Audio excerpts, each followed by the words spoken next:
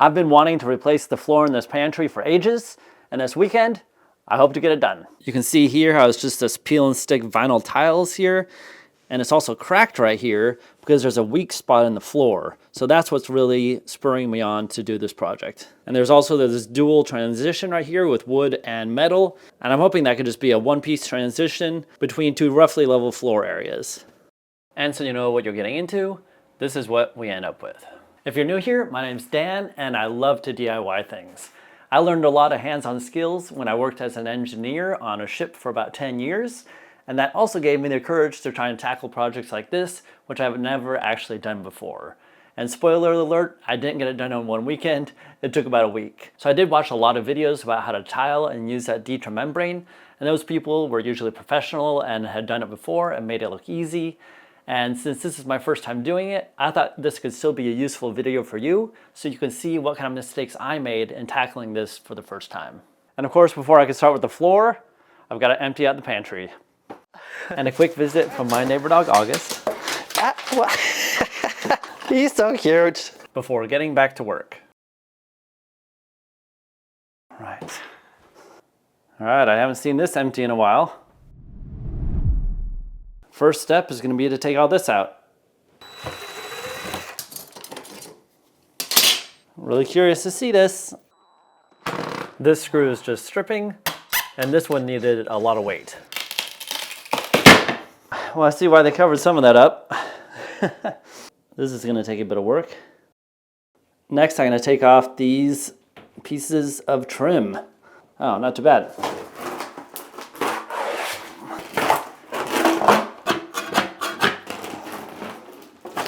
See if we can get some of these tiles up.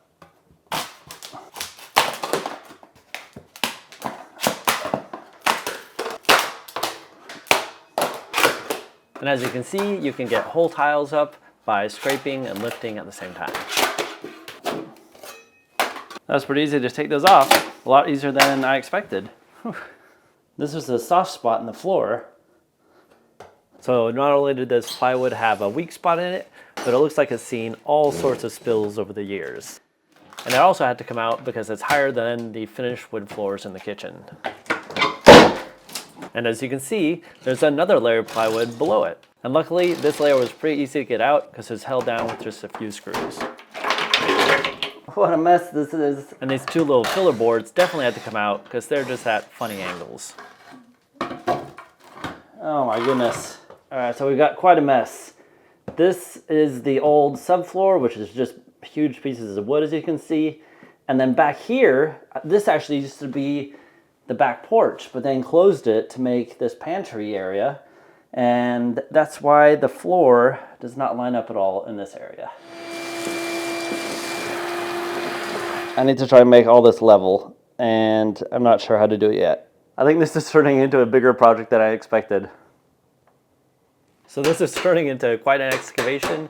I wanted to get this second layer of plywood out because of that water damage you can see. I couldn't seem to get it up in one piece, so I used a circular saw to cut it into sections.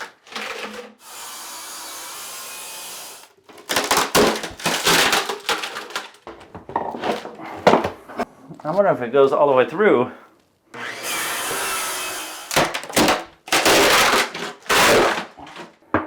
This is the original wood of the porch. Not looking great everywhere.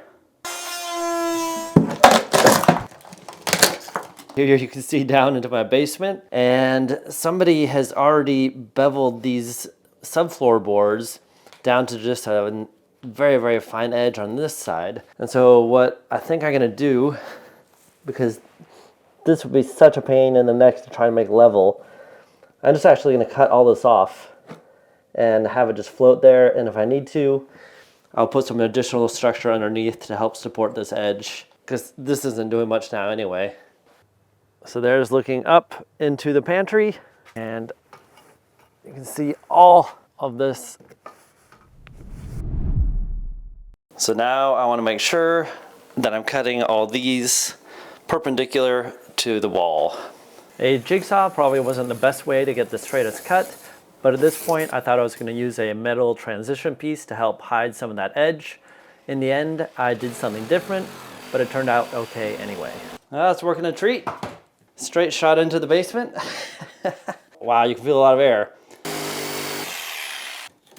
Look at that. It wasn't doing anything anyway. I'll finish it off with this.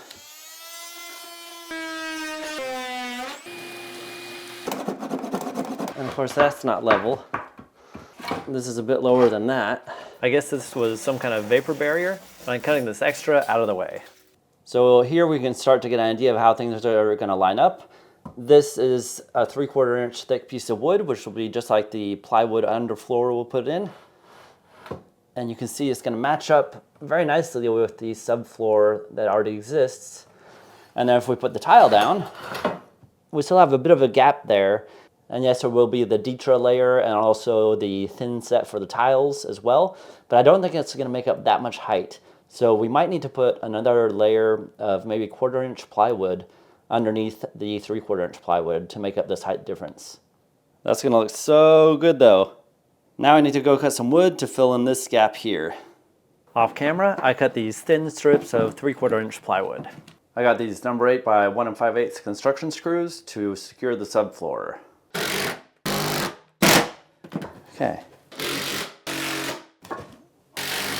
That's a lot better. Here are our new floor layers. We're gonna have a 1/4 inch piece of plywood, a 3/4 inch piece of plywood, since I already have that, the Ditra subfloor membrane, and then the tile. As you can see, that's just a little bit low, and I think with the all-set, this will be the perfect height. Here you can see there's a gap between our new subfloor and this joist, so I want to fill this in with a little piece of that same plywood. To help prevent any squeaks, I'm securing it with some wood glue and a few finishing nails. So now that's going to sit a lot better.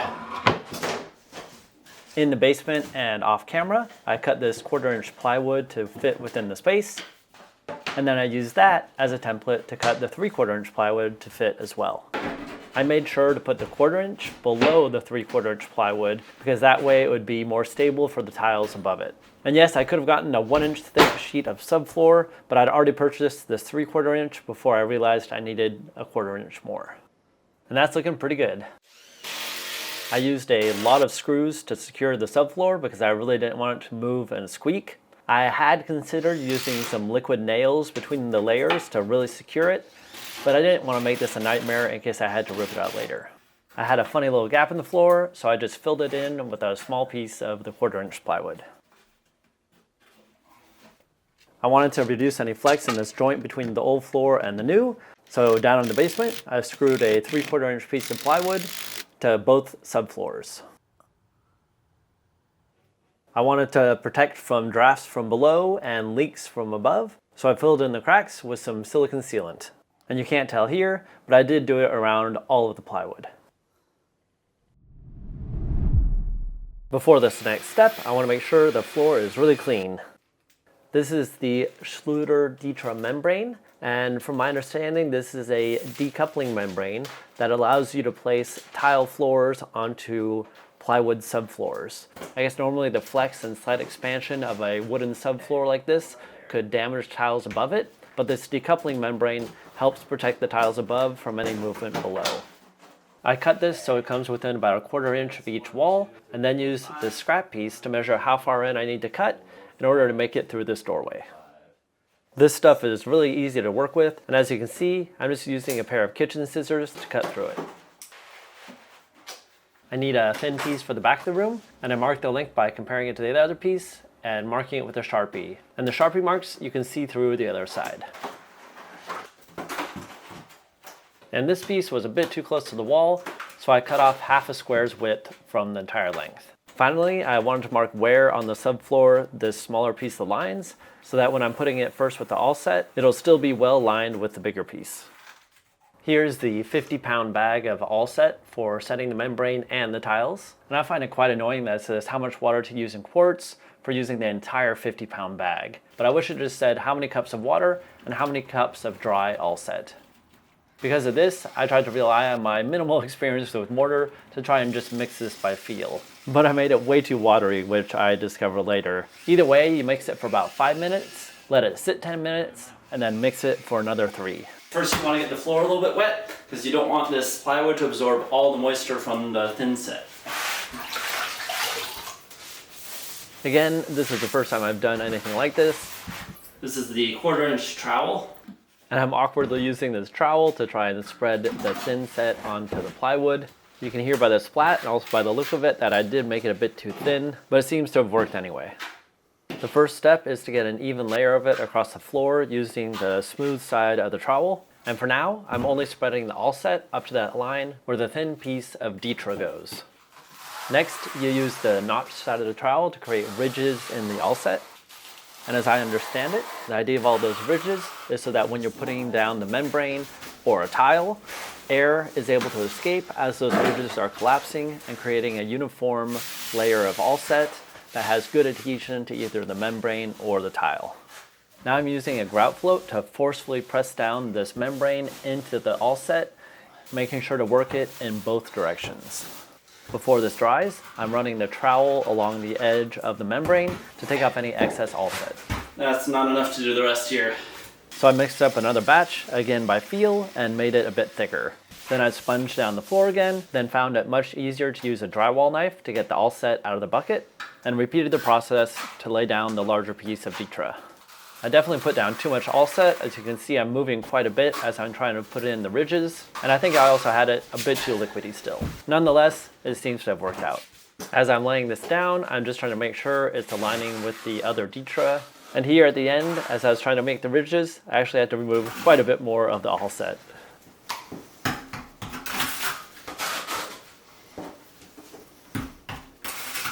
But I finally get it down to a good level and set the Ditra.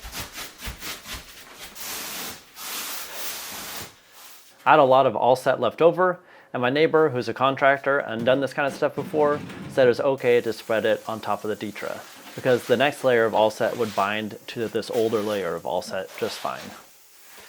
So that's the Ditra all laid down and covered with a layer of All-Set. And in hindsight, I wish I had put a piece of masking tape across this edge of the wood to avoid the All-Set from getting into the grains of the wood. You'll see more about that later. I'm using these 1 foot by 2 foot tiles. And on the side of the box, it says to overlap them by 1/3 and definitely not by 1/2. And so here I have my first 3 tiles, which I think are the most important, taped off to cut. I just use tape because it's super visible, especially with water coming off the blade and potentially washing away welder's chalk or pen marks. But other than that, I'm not sure if it helps in preventing the edge of the tile from chipping where the cut is. And a huge thanks to my neighbor Scott for letting me borrow this saw. Back in the pantry, the test fit of these tiles goes well, and I think it looks great with this transition piece, even though I didn't end up using it in the end. Since the first 3 fit well, I cut the first tiles of the next 3 rows so I can start setting tiles without having to go back and forth between the pantry and the basement. To help space and level these tiles, I bought these supplies. It includes these tile leveling clips, which give a 1/8 space between each tile, these tile leveling wedges, which go into each spacer, and these installation pliers to help press those wedges into the spacers. So you see that doesn't fit in there. So this is reversible.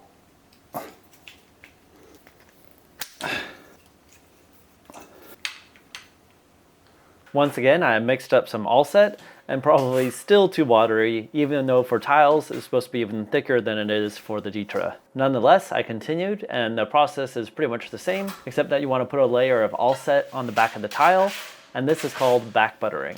In hindsight, I probably did this a bit too thick and probably should have aimed for just filling those little squares in the back of the tile. I'm setting this down pretty carefully, but really I should have set it down a little to one side and then slid it to help collapse the ridges into one another. Within 2 inches at the ends, I'll put it in the middle too. And here I am applying downward pressure, but this isn't really the ideal method. And I'm also checking to see how it's lining up with the level of the wood floor. That looks a bit wet. Then I put some more clips on the short edge and prepare the All-Set for the next tile. And then my camera died and I didn't notice for a while, so you can see I've made some great progress. Once you have tiles on either side of the spacer, or clip as they're called, then you need to insert the wedges. Using the installation pliers, you can get those wedges to snap a couple more times into the clips.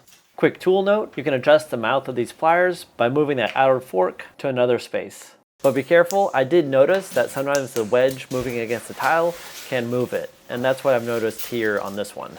I was also getting a fair amount of All-Set squishing up between the tiles, which is not ideal at all. So here I'm scraping away All-Set from the edge of the tile before I set the next one down. So I think you get the idea. Just repeat the process for the remaining tiles, making sure to leave a little bit of space between the tiles and your wall. I have a fair amount of wiggle room because I'm putting in 3/4 inch thick baseboards around the edge of this room. And this is what it looked like after putting down all the tiles. To take all these out, the instructions say you can hit it with a rubber mallet. And this isn't really a rubber, so I'm a little bit nervous about using this. Or you can kick them with some steel cap shoes. And I don't have those, I just have these kind of sturdier hiking boots. So I think I will try and kick it, but just hit with the bottom of my foot. Let's see how this goes.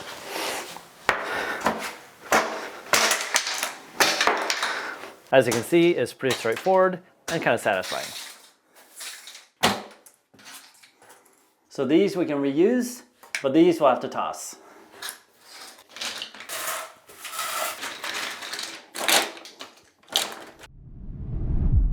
So you can see there's some areas where the All-Set really came through. I'm just gonna have to work that out with a razor. And this stuff is pretty soft anyway, so I don't think it will be too bad.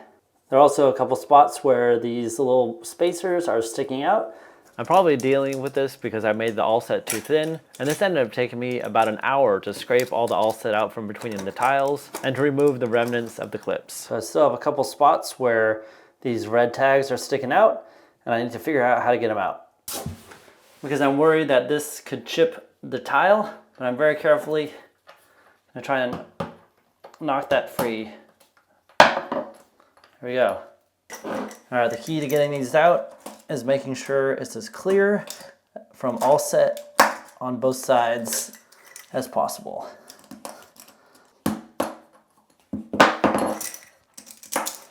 And of course, on the last one I was removing, I chipped the tile, but luckily I was able to hide that chip pretty well with a black Sharpie and rubbing it in with my finger. Now I'm gonna get rid of the surface All-Set with a damp sponge, a little bristly brush, and a rag.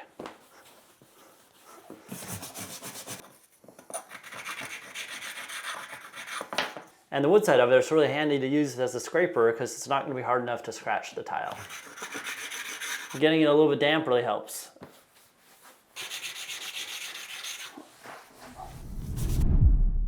So looking at this table here, I'm using 12 by 24 inch tiles with a 1/8 inch grout, which means this bag could cover 207 square feet. And that area there is only 25 square feet. So I need about 1/8 of this bag. Okay, so this is 1 quart for this whole bag. So that's 4 cups. So if I want 1/8 of this, I need half a cup. That seems like so little. Maybe I'll just do 1 cup of water and try and get 1/4 of this. Okay, here's 1 cup of water. It's gonna be hard to mix it in this bucket because these instructions include water quantities in quarts and grout mix quantities in weight. I'm just doing this by feel and trying to get it a lot thicker than I got the All-Set. And it's a little deceptive when you're mixing it because it seems like it's not going to join in with the water, and then all of a sudden it turns a lot darker and mixes really well.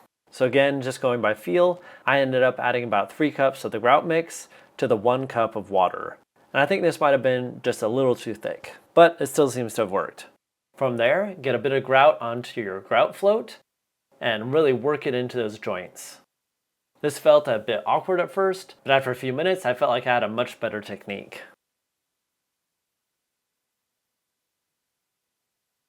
I didn't want to get any grout into the joint between the wood and the tile, so here I'm taping it off. And then working in the last bit of grout. To more easily clean the bucket, I'm scraping out the excess grout and putting it into a small container for throwing away. Now we wait 15 to 30 minutes before we clean up the excess grout with the sponge.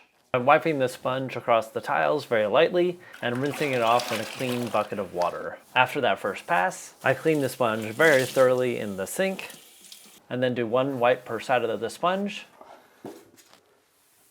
clean the sponge, and repeat the process over the surface of the tiles.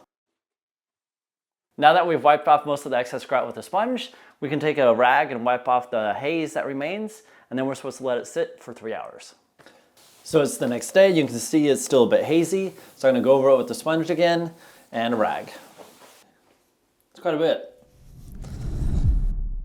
So I had been thinking of using this piece of aluminum transition between the wood and the tile. As you can see, it's quite a color contrast. And I've been liking the look just like this, and I went through all the trouble of trying to make this as even as possible. So what I think I'm gonna do is fill in this joint with some silicone that matches the color of this grout. First, I used a utility knife to cut out any excess all-set and vacuumed it away. And then I had to scrub out all the all-set that got stuck in the grains of the wood. So here's before scrubbing. And there's after scrubbing. In the instructions for the sealant, it says to mask off either side of the joint. Ow. Cut the tip at a 45-degree angle, poke the foil seal, and load it in a caulking gun. Then I slowly put in a bead of the sealant, trying to fill it to the complete depth. And it says to use a spoon dipped in soapy water to then tool the surface. And it says, yeah, to do this step within 5 minutes of application. And then it says to remove the tape immediately as well. The next day, after this joint had really cured, I used some Danish oil in order to make the defects in the wood try and disappear. And I'm really happy with how this joint in the 2 floors came together. All right, now it's time to start putting the trim in.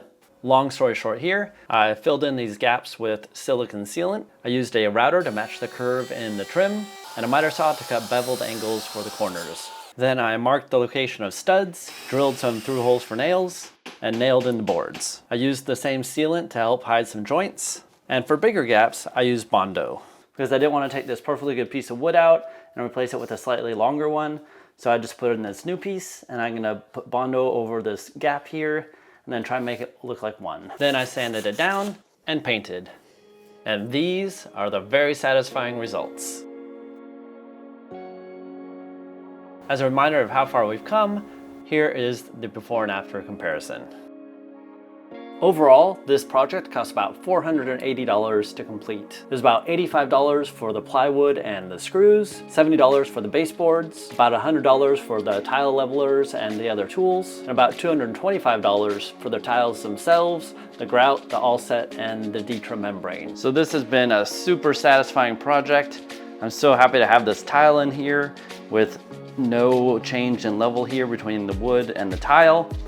And now, of course, the laundry area looks horrible and I can't wait to do that. But this has been great and it did take me longer than I expected. I thought it might only take the weekend to do it and it's been about a week, but that is also because I sanded and polyurethaned these shelves as well. If you like videos like this, you might like the video where I make this little entry table.